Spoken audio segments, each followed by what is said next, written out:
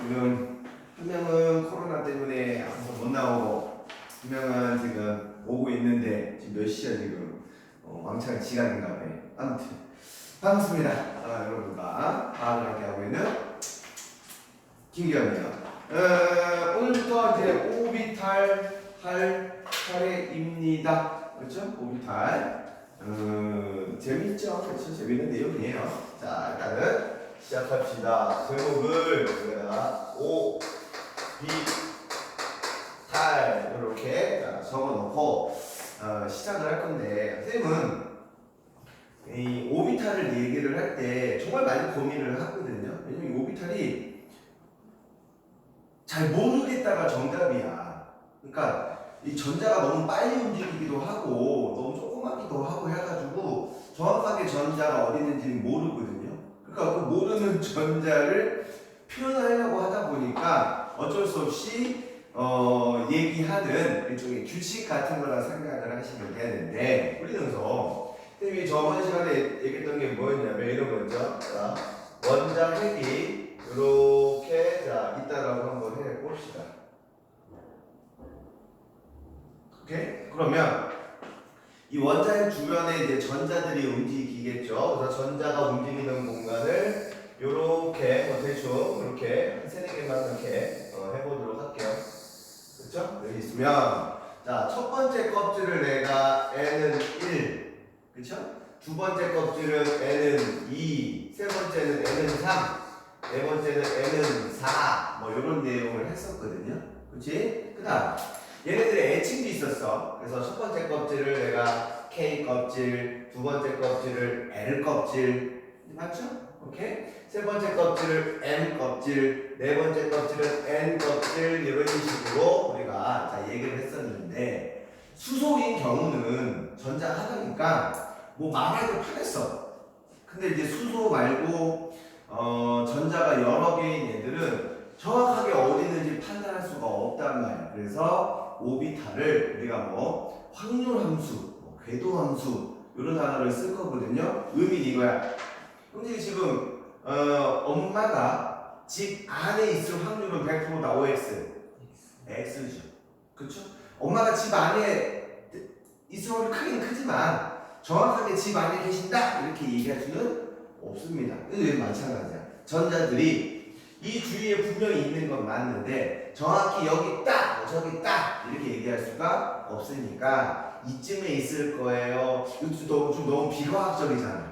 그래서 어떤 영역에서 발견될 확률이 뭐 몇 프로 이상입니다. 이런 걸 우리가 오비탈이라고 부른다는 겁니다. 그러면 우리가 알고 있는 오비탈은 뭐 여러 개를 배우는 게 아니야. 한 4개 정도만, 정확히 사실 2개만 정확히 알고 있으면 돼요. 그래서 알고 있는 오비탈 뭐 있어?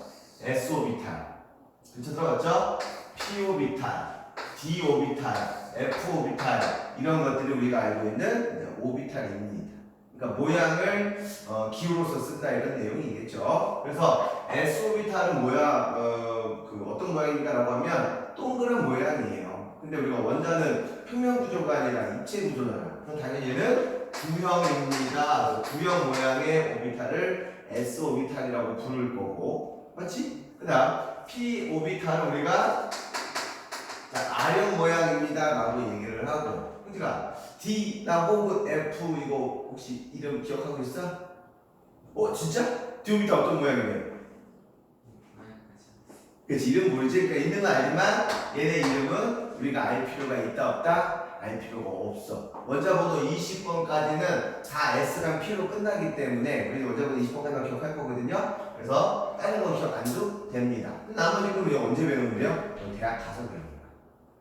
알았죠? 수능에서도 요거 안 나와요. 안 나오니까 좀 아시고 구형하고 발형 모양인 S랑 P 오비탈만 보시면 되겠습니다. 그 다음 방향성에 대한 내용을 해야 되는데, 이 S 오비탈은 우리가 동그란 모양이야. 그러다 보니까 중심으로부터 뭐 오른쪽으로 가든 위로 가든 항상 거리는 똑같죠? 구형이니까. 그래서 얘는 방향성의 의미가 없기 때문에 우리가 뭐라고 부를 거냐면 한종류밖에 존재하지 않습니다 라고 얘기를 하고, P 오비탈은 몇 종류 있다 이게? 그렇죠. 얘는 세 종류 있다라고 얘기를 하고요. D, F는 이거 알아야 돼. 5종류 있고요. F는 7종류가 있습니다. 이렇게 얘기를 하는 거야. 그래서 지금 D하고 F는 신경 안 쓸 거잖아요. 신경 안 써. 안 쓰는데 좀 항상 이렇게 뭐랄까 비교는 좀 할 수 있어야겠죠. 오케이? 참고로 P 오비탈의 세 종류는 X축, Y축, G축. 자, 세 개 주자는 건 맞습니까? 자, 그래서 얘를 PX, PY, PZ 이런 게 존재한다 이렇게 보시면 돼. 그래서 얘를 껍질에 존재하는 거를 확인만 하시면 됩니다. 자, 예를 들어서 자, 첫 번째 껍질에는 S 오비탈만 있다라고 알고 있고요. 그렇죠? 두 번째 껍질에는 S가 있고요. P가 있습니다. 확인이 늘어나는 거야. 그다음 세 번째 껍질에는 3S, 3P, 3D. 그렇죠? 네 번째 껍질은 4S, 4P, 4D, 4F. 자, 요렇게 하시면 됩니다. 아, 이게 오비탈 배치구나. 사실 보면 오비탈이라는 거는 전자가 있을 만한 공간이잖아요. 편의상 전자가 있는 곳이라고 할게. 그러면 자, S 오비탈에 우리 예전에 기억하면 오비탈에는 전자가 들어 있을 건데, 응? 제가 그럼 오비탈에서 전자가 최대 몇 개까지 있을 거라고 배웠냐? 2개까지 있을 수 있어. 그렇지? 그래서 요 S 오비탈에 전자가 꽉 채워 있으면 전자가 2개가 꽉 채워 있다는 걸 이렇게 제곱 형태로 쓰는 거죠. 오케이? 다시 S 오비탈에 전자가 들어가게 되면 제곱 형태로. 그럼 P 오비탈에는 당연히 제곱인데 문제는 종류가 3종류잖아. 그러면 여기에 2개, 여기에 2개, 여기에 2개가 들어오게 되면 P 오비탈에는 몇 개가 들어갈 수 있어? 6개까지 들어갈 수 있는 거야. 말 이해됩니까? 다시요. S에는 2개, P에는 6개, D에는 그럼 몇 개 될까?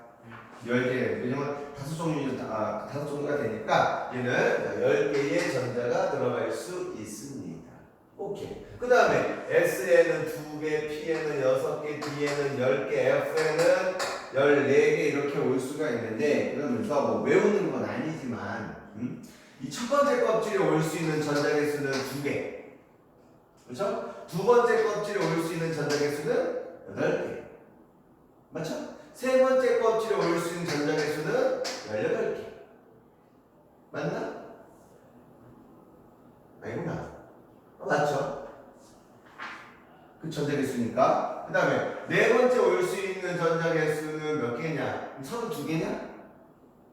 맞아요? 자, 32개가 이렇게 올 수 있습니다. 이거를 일반식으로 쓰는 거야. 한 개의 오비탈에 전자가 2개 올 수 있으니까 얘는 1의 제곱 곱하기 2, 2의 제곱 곱하기 2, 3의 제곱 곱하기 2. 오, 이렇게 되는 거죠? 전자 수는 각 껍질에 올 수 있는 전자 개수는 2n 제곱으로 이렇게 쓸 수가 있는데 외우는 게 아니고 사실은 가끔 이렇게 이거에 대해서 물어보는 경우가 있거든요. 그래서 2n 제곱이 뭐 중요한 공식은 뭐 아니니까 이렇게 생각할 수 있으면 뭐 되겠습니다. 이렇게 보시면 돼요. 그래서 선생님은 오비탈을 할 때 이렇게 꼭 얘기를 해줘요. 자, 예를 들어서 원자력이 정말 조그맣게 있잖아요.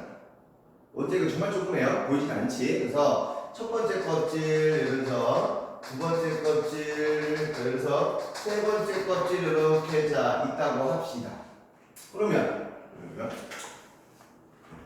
첫 번째 껍질에 S 오비탈가 올 수 있대요. 그럼 S 오비탈이 이렇게 S 오비탈이 구형으로 이렇게 그림을 그릴 거야. 그러면 전자들이 요 주위 S 오비탈을 돌고 있는 거 맞아요? 아니야. 그런데 전자가 발견될 확률을 우리가 영역으로 표시한 게 오비탈이지 전자가 움직이고 있다고 하시면 안 되는 거예요. 빨리 앉아. 조심하고.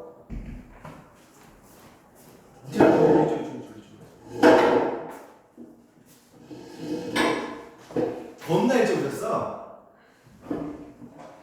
그래서 첫 번째 껍질에는 S 오비탈 올 수 있으니까 이렇게 적는 거고요. 두 번째 껍질도 두 번째 껍질도 우리가 S 오비탈이 이렇게 있다라고 표시를 하시는데 P 오비탈은 아령 모양이라고 얘기를 하거든요. 그래서 아령 모양이 x축 방향으로 이렇게 위치해 있는 애가 있어요.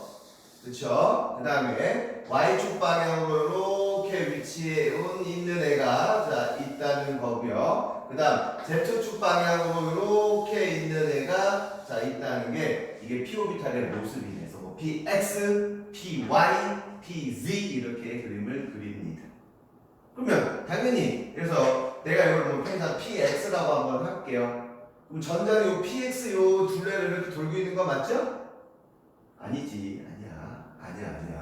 전자가 발견될 확률, 영역을 표시한 거지 전자가 요 궤도를 따라 움직이다가 잘못된 건 무조건. 다시 한번 얘기할게요. 오비탈은 전자가 있을 만한 공간을 영역, 그림으로 표시하는 게 오비탈이야. 전자가 그 주위를 돌고 있다가 아니야. 거기 있는 건 맞지. 그러니까 거기 있을 확률이 큰 건 맞지만 거기 전자가 있다 이러면 안 돼. 알았죠? 다음에 S도 마찬가지. S부터도 점점점 자 3S 그쵸? 그 다음에 뭐 3P 그쵸? X, Y 자 Z 자 이제는 뭐가 들어갈까? 이제는 5개의 d 오비탈에 들어가게 되면 원자의 모습은 결국 점점점 뿌옇게 구름처럼 보일 겁니다 라고 해서 오비탈을 전자 구름이에요. 이렇게 표현하는 책도 많아. 내가 이해됐죠? 그리고 오비탈은 전자가 있을 만한 곳을 확률로서 그림을 그린 거라서 궤도 함수, 확률 함수 이런 표현도 나오니까 하나만 뒀으면 좋겠습니다. 그래서 오비탈 하기 위해서는 이 정도만 좀 알고 있으면 그 다음 내용은 어렵지는 않습니다. 근데 오비탈에서 이제 뭐가 중요하냐면 그게 중요해요. 그잖아요. 예를 들어서 전자가 여기를 이제 들어갈 거야. 그럼 전자가 어떻게 들어가고 뭐 이렇게 들어가고 이제 그런 걸 이제 따져줘야 되거든요. 근데 그거 하기 전에 선생님이 요거는 좀 하고 넘어갈게. 지금 요거 n이라고 쓰는 거를 내가 양자수라는 말을 쓰거든. 주양자수. 그러니까 선생님이 예전에 이런 얘기 했어요. 아인슈타인이 내가 왜 유명하다 했냐. 아인슈타인이 유명한 이유가 뭐였어? 되나? 똑똑해서? 똑똑하죠. 그러니까 아인슈타인이 유명한 건 뭐냐면 아인슈타인은 자기가 생각해낸 모든 규칙, 현상들을 수학으로 증명할 수 있었던 사람이야. 대단한 사람이죠. 세연이가 늦은 이유에 대해서 수학적으로 증명이 가능한 게 아인슈타인. 왜 늦었어? 늦게 일어났지? 뭐 이유가 있냐? 밤새 유튜브? 아니요. 뻥치지 마. 아 진짜예요. 숙제는 아닐 거 아니야. 숙제. 뻥치지 마. 숙제. 화학 숙제야? 네. 아 그랬어? 화학 많았어? 아니 그건 아닌데 어제 학원이 11시에 끝나고. 결국 미루다 숙제 그런 거 아니에요. 자 그래서 이제 무슨 얘기를 했죠? 그래서 아인슈타인이 이제 유명해진 계기가 있었는데 그래서 이제 아인슈타인이 이 얘기를 듣고 그런 거야. 좋아, 너는 알겠다. 수학적으로 표시해줘. 수학적으로? 이게 복잡한데? 그래서 나오는 게 양자수라는 거야. 그래서 껍질 순서라든지 오비탈 모양이라든지 오비탈 방향이라든지 이런 걸 다 수식으로 표현을 하기 시작을 하기 때문에 양자수는 할 줄 알아야 돼. 그래서 니네가 제일로 헷갈려하는 게 여기 양자수라는 겁니다. 양자수는 4가지 양자수가 있어요. 주양자수, 방위양자수, 자기양자수, 스핀양자수. 오케이? 자 그래서 내가 K 껍질, L 껍질, M 껍질만 한번 해봅시다. 얘네 주양자수가 뭐냐면 N이죠. N. 그래서 K 껍질은 첫 번째 껍질이니까 N은 1, 얘는 두 번째 껍질이니까 N은 2, 그렇죠? 얘는 세 번째 껍질이니까 N은 3 이렇게 쓰시면 되고 맞습니까? 그렇죠? 그 다음 요 K 껍질에는 우리가 아시다시피 S 오비탈만 올 수 있잖아. 그래서 S 오비탈만 올 수 있다는 걸 뭐라고 부를 거냐면 방위 양자수라고 부를 거야. 그래서 방위 양자수는 기호를 L이라고 해서 S 오비탈은 L 값을 0으로 이렇게 지정을 해줍니다. 두 번째 L 껍질에는 S도 오고 P도 오죠. 그래서 S는 0으로 하고 P는 1이라고 할 거야. 이 자식. 얘는 S 오비탈, 얘는 P 오비탈이야. 알겠죠? 그 다음 세 번째 껍질에는 S도 오고 P도 오고 D도 올 수 있다고 얘기를 하거든요. 그래서 0도 올 수 있고 1도 올 수 있고 2도 올 수 있다. 이렇게 하는 게 이게 방위 양자수예요. 그러니까 화학을 좀 선행도 하고 했던 애들은 오히려 여기 파트를 되게 헷갈려 하더라고. 왜냐면 기억 속에 분명히 배운 거 있는데 정확하게 막 이렇게 구다쳐 외운 게 아니잖아. 배울 때는 그렇다 하고 기억하지만 좀 지나면 아씨 뭐지? 약간 이런 상황이 생겨. 자, 방향수 이해돼요? 현재 이해되고 있냐? 오케이. 그 다음 방향성을 표시하는 양자수가 있어. 걔를 우리가 뭐라고 부를 거냐면 자기 양자수라고 합니다. 그래서 ML이라고 할 거예요. 그래서 S오비탈의 자기 양자수는 0이야. 그쵸? 뭐 애석지 않을게. 그다음 P오비탈은 얘를 자기 양자수를 적는데 요 1이라는 게 뭐냐? P오비탈이라는 게 뭐냐면 X축, Y축, G축이잖아. 그럼 종류가 몇 종류가 있어? 세 종류가 있죠. 그러면 0을 기준으로 대칭으로 숫자 3개 고르라는 뜻이거든. 그래서 -1, 0, +1 이렇게 낼 수 있는 거예요. 내 말 이해됐죠? 오케이. 그렇죠? 자, S오비탈이나 P오비탈은 자기 양자수 값이 0. 그 다음에 -0, +의 식용유라는 뜻이고 D오비탈은 5종류로 했거든요. 맞냐? 그럼 5종류면 0을 기준으로 숫자 5개를 대칭을 이루라 이런 뜻이니까 -2부터 얼마까지? +2까지 하면 되겠죠. -2, 0, 1, 2 -2, -1, 0, 1, 2 숫자 기억이 안 나. 이거 우리는 자기 양수로 하는 거야. 양수 이해되냐? 오케이. 그 다음에 아직은 안 배웠지만 이 전자들이 회전, 자전 같은 걸 한다라고 얘기를 하잖아요. 그래서 스핀 양자수라는 뜻이죠. 스핀 양자수라는 것도 있습니다. 그래서 우리가 MS라고 쓸 거고 스핀 양자수는 얘네가 다 공통이기 때문에 두 개로 표현해요. 예를 들면 방향이 반대로만 표시하면 되거든. 그래서 뭐 어떤 애는 +2분의 1 방향, 어떤 애는 -2분의 1 방향으로 움직이고 있습니다. 이렇게 하는 걸 우리가 스핀 양자수라고 부르고, 그래서 네 가지 양자수 중에서 보시면 알겠지만 스핀 양자수 별로 어렵지 않아. 그럼 시험에서는 보통 문제에서는 요거 세 가지 가지고 얘를 섞어 놓고는 물어보는 이제 문제들이 아마 계속 풀게 될 거고, 오히려 양적 관계의 계산 문제보다 여기 파트를 더 헷갈려하는 보통 저학년 친구들은 훨씬 그걸 더 어려워요. 그러니까 양적 관계는 그냥 어쨌건 때려서 계산이 가능한 데는 이게 추론 문제가 많이 나오거든요. 뭐 얘가 A라면 얘는 B니까 당연히 얘는 C가 아닐 것이다. 뭐 이런 식으로 문제를 풀어야 되는 문제들이 학생들한테 되게 어려운 거예요. 알겠죠? 그래서 오히려 뭐 고학년들 거의 수능 중에 한 애들은 이거 나오면 그럼 아싸 땡큐 듯해 너무 쉬운 거 이렇게 합니다. 자, 그래서 예를 들어볼게. 자, 예를 들어 선생님이 리튬 한번 예를 들어보자.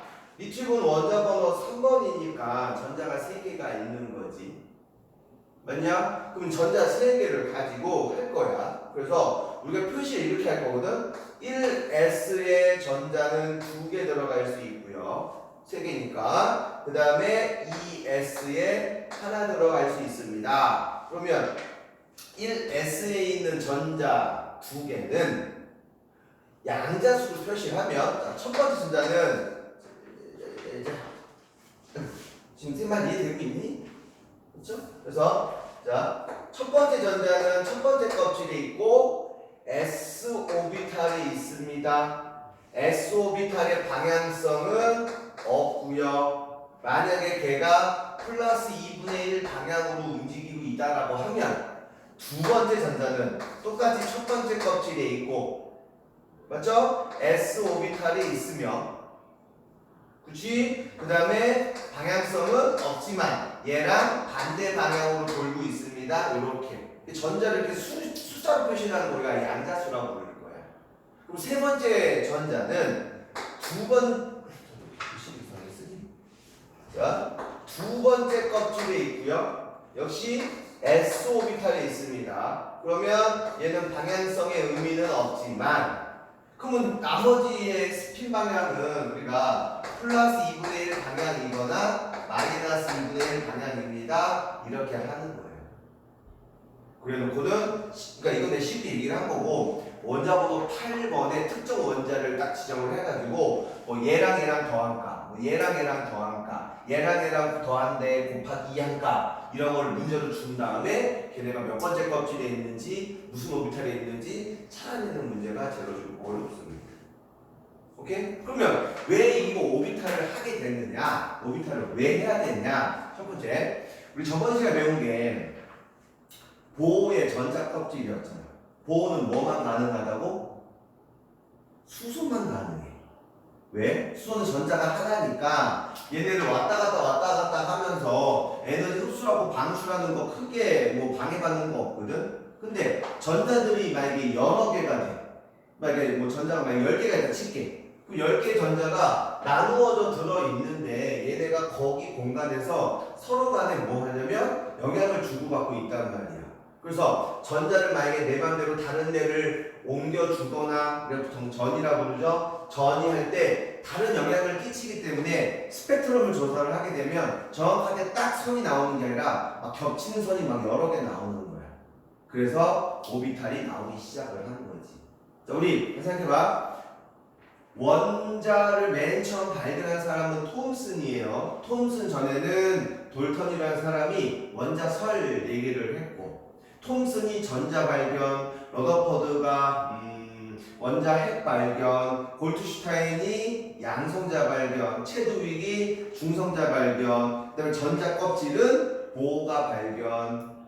맞냐? 근데 이것까지 다 수소까지 해결이 가능한데, 전자들이 여러 개인 애들은 전자 껍질, 보호의 껍질로는 설명이 불가능하기 때문에 오비탈이 나오는 거고, 오비탈을 수학적으로 증명했을까 안 했을까? 했어. 그래서 증명했습니다. 불확정성의 원리를 저번에 얘기해줬죠. 그쵸? 전자는 겁나 빠르게 움직이고 작기 때문에 정확하게 어디 있다 이렇게 특정할 수가 없다는 거예요. 이쪽에 양자역학의 기초가 된 겁니다. 그래서 이 내용이 되게 어려운 건데 화학원에서는 이 정도만 하게 되면 문제 푸는데 어려운 거 없죠. 오케이? 이거 왜 자질구레한 것들 뭐 이렇게 쓸 수 있겠다. 뭐 1S보다는 당연히 2S가 크고 2S보다는 3S가 크겠죠. 그쵸? 그 다음에 똑같은 만약에 2S가 칠게. 2S에서는 원자력으로부터 거리가 가까우면 당연히 전자 발견될 확률이 같습니다. 방향성이 없기 때문에 그래요. 근데 P-오비탈부터는 아니죠? 맞냐? 오케이? 가끔 물어보는데 그러면 자 봐봐. 여기 위치랑 여기 위치 중에서 좀 이상하나? 자, 여기 위치 중에서 자, 내가 여기 1번 위치, 2번 위치 한번 해볼게요. 1번은 자 1번 내가 1번 위치에서 여기 할게. 1번하고 2번 중에서 전자가 발견될 확률이 더 큰 곳은 설명 어디야?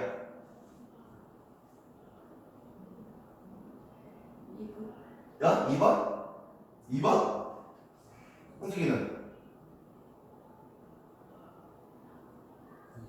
2번? 정답은 모른다 야. 왜 모르냐면 얘들아 쌤이 얘기했잖아. 세연이 지금 엄마가 집 안에 있을 확률 100%야? 아니라 그랬죠? 쌤 우리 와이프가 집 안에 있을 확률 100% 아니야. 근데 그러면 우리 동네에 있을 확률은 100%야? 그것도 아니지. 우리 집 우리 그 동네가 이렇게 생겼거든요. 그럼 우리 와이프가 여기에 있을 확률은 꽤 커. 요 안 범위 안에 있을 확률은. 그러면 우리 와이프가 여기 동네를 이렇게 돌고 있나? 아 물론 그럴 수도 있겠지. 근데 이렇게 돌고 있지 않고 영역을 표시한 게 오비탈이에요. 그러면 여기서 우리 와이프가 발견될 확률하고 여기서 와이프가 발견될 확률을 알아 몰라? 그거 모른다. 모른다야 모른다. 원자로부터 멀어진다고 확률이 커진다 증가한다 이거 없어. 알았냐? 그래서 원래 옛날 의미는 뭐냐면 전자가 발견될 확률이 90% 이상인 곳만 그림으로 표현한 게 오비탈이다 이런 표현이 옛날 표현이에요. 지금은 그런 표현을 잘 안 쓰는데 예전에는 그것도 많이 썼었어. 그래서 다시 오비탈은 평생의 표현이 안 쓰나 화학을 공부하는 동안 이렇게 생각하세요. 전자가 있을 만한 영역을 그림으로 표시한 거지 전자가 거기로 움직이고 있다면 안 돼. 알았습니까? 질문. 오케이, 필기해주세요.